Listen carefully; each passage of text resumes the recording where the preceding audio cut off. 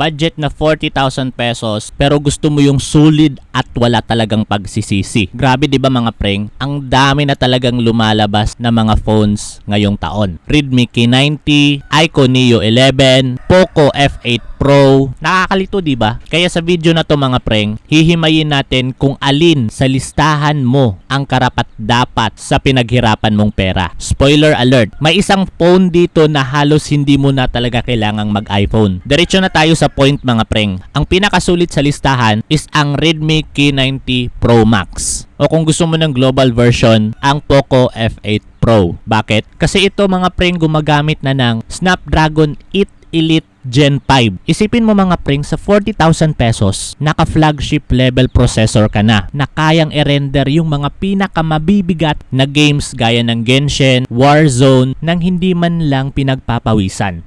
Plus, ang battery nito mga preng, 7,560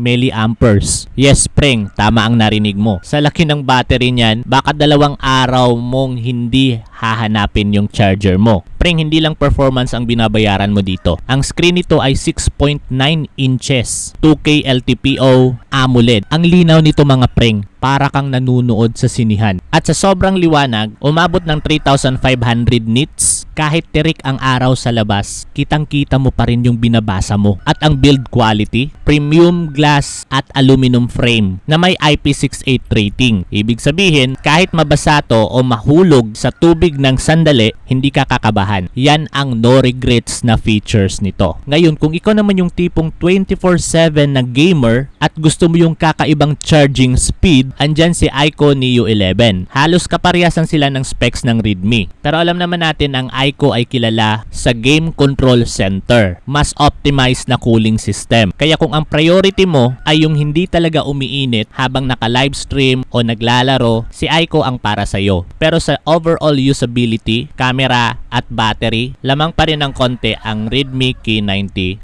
Pro Max. So alin ang pipiliin mo? Preng, kung ako yung tatanungin, doon ka na sa Poco F8 Pro o Redmi K90 Pro Max. Kunin mo yung 16GB of RAM para siguradong 5 to 6 years mo siyang magagamit ng mabilis pa rin. Sa 40K, ito ang pinakabalanse sa camera, laro at lalong-lalo na sa battery. So ikaw preng, sa listahan nating to, alin ang balak mong bilhin? O baka may phone akong hindi nabanggit na tingin nyo mas sulit? Lapag nyo lang sa comment section at pag-usapan natin. Huwag kalimutan mag-follow at syempre share mo na din sa mga kasama mo na gustong bumili ng phone na under 40k pesos. At preng, kung nagbabala ka na bumili ng phone legit online and official stores, check nyo yung ating bio. Diyan na lahat ng mga official stores and authorized stores na pwede mong bilhan ng paborito mong smartphone. See you sa ating next video.